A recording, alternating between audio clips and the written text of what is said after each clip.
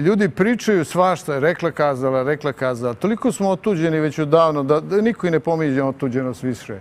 Niko nikome ne veruje. Znate to vrlo dobro. Više niko ne pominje. Otuđeni smo. Završen je ta proces. Mi nismo u procesu otuđenja. Mi su otuđili sami od sebe. Mi više ne znamo ko smo.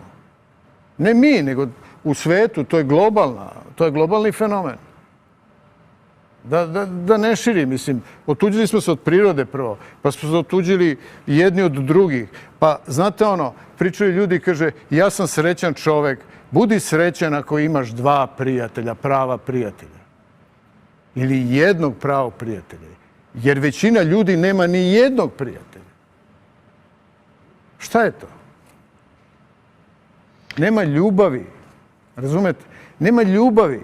Mi pričamo samo o profitu.